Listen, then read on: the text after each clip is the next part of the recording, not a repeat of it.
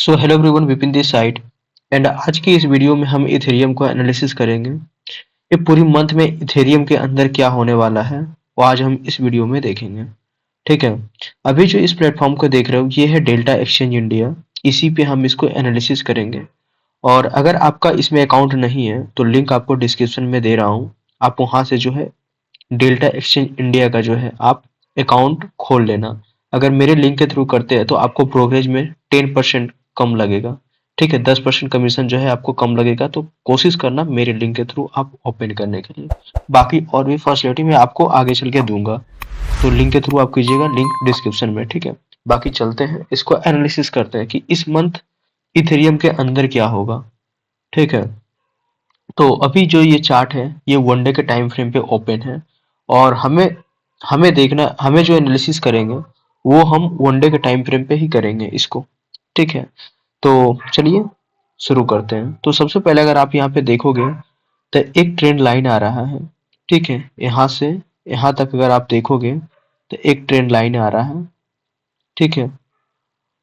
और इसको हम वीक और बॉडी को मिलाने की कोशिश करेंगे। ठीक है। यहाँ पे वीक अभी हम लिए हैं, यहाँ पे वीक लिए हैं, इस जगह पे भी वीक को हम कंसीडर किए हैं। आगे अगर नीचे से देखोगे तो यहाँ भी एक ट्रेंड लाइन आ रहा है। ठीक है, यहाँ से भी एक ट्रेंड लाइन गुजर रहा है। ठीक है, थोड़ा सा इधर उधर हो रहा है, इससे कोई दिक्कत नहीं है। इसको आप थोड़ा सा नीचे भी ले सकते हो। ठीक है। देखो, ये जो मार्केट है अभी इथेरियम अगर देखोगे तो पहले क्या था कि एक अप ट्रेंड में ये रैली किया था। ठीक है। उसके बाद फिर डाउन में आया, फिर टाइम पास किया 10-15 दिन, उसके बाद फिर अप साइड के लिए निकला, फिर मार्केट डाउन में आ गया। उसके बाद ये एक चैनल में चलने लगा, आप देख सकते हो। ठीक है, अप डाउन करके मार्केट चल रहा है। इस ढंग से जो है अभी इथेरियम चल रहा है।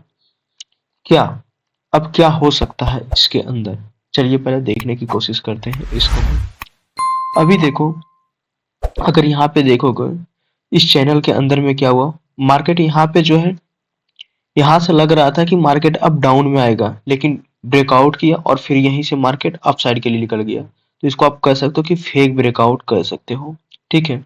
और यहाँ पे भी मार्केट को अगर देखोगे तो डाउन साइड में आया, लेकिन यहाँ पे सस्टेन डाउन में नहीं कर पाया। मार्केट में बायर अवेलेबल थे और ऊपर की साइड में यहाँ निकाल चुके हैं। ठीक है।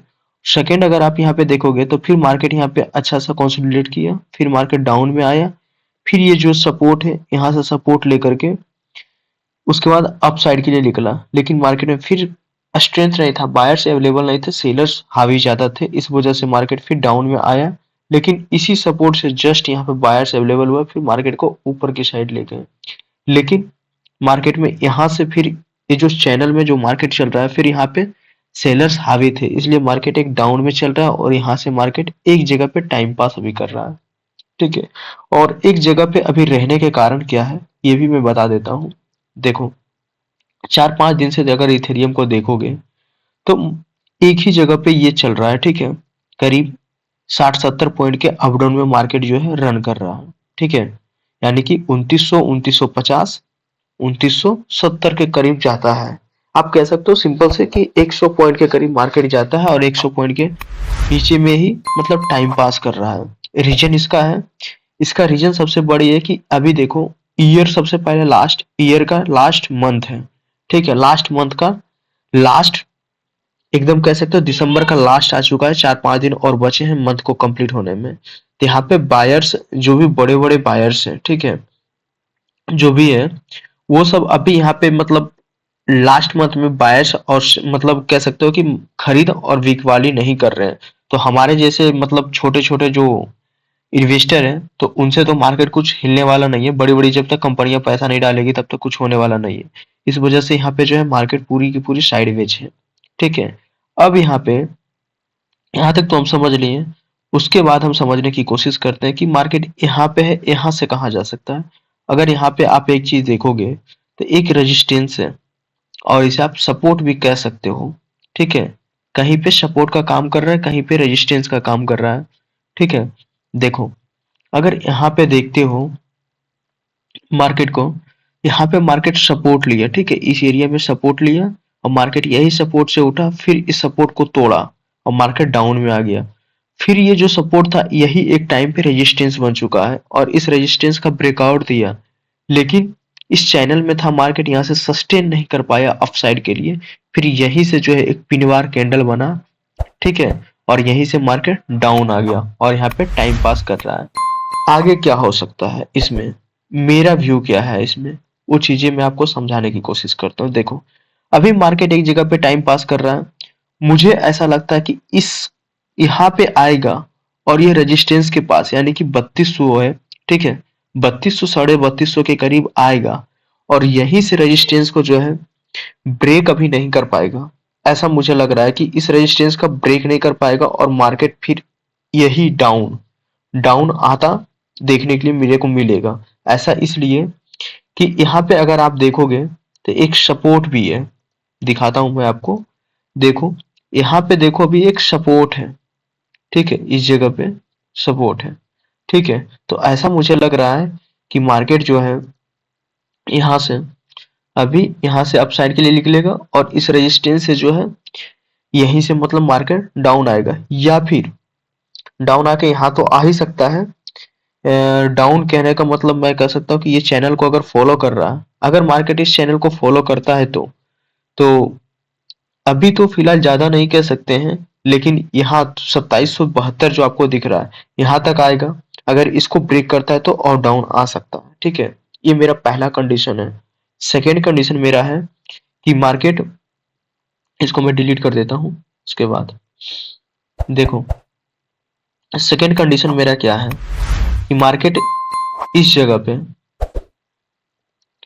मार्केट यहाँ पे आएगा और यहाँ पे रिटेस्ट करेगा इस जगह पे और रिटेस्ट करके थोड़ा बहुत टाइम पास कर सकता है।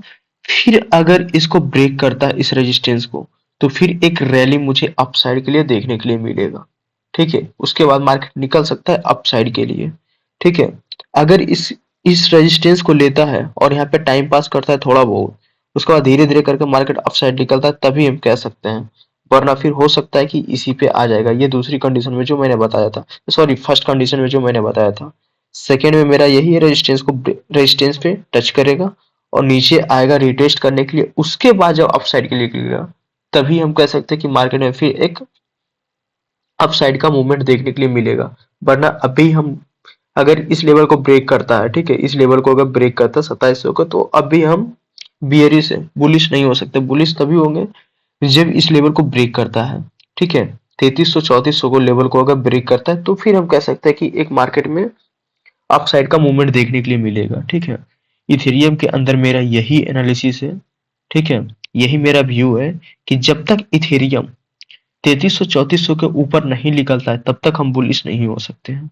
जब तक इसके नीचे है, 3300 के नीचे है, तब तक हम बियरिश हैं, ठीक है। अब आपका व्यू क्या है, आप हमें कमेंट करके जरूर बताइएगा और ये एनालिसिस कैसा लगा आप हमें जरूर कमेंट करके बताइएगा। इंस्टा का लिंक आपको डिस्क्रिप्शन में है, आप हमें फॉलो कर लीजिएगा और वहाँ पे जो भी चीजें हैं, जो भी प्रॉब्लम आती है, जो भी चीजें पूछनी है, आप हमें वहाँ पे डायरेक्ट डीएम कर सकते हैं, मैं आपका रिप्लाई करूंगा, ठीक है। बाकी डेल्टा में आप जो है अकाउंट खोल लीजिएगा, इससे 10% का आपको ब्रोकरेज कम लगेगा। तो see you in the next video. Hashtag कुछ बड़ा करते हैं।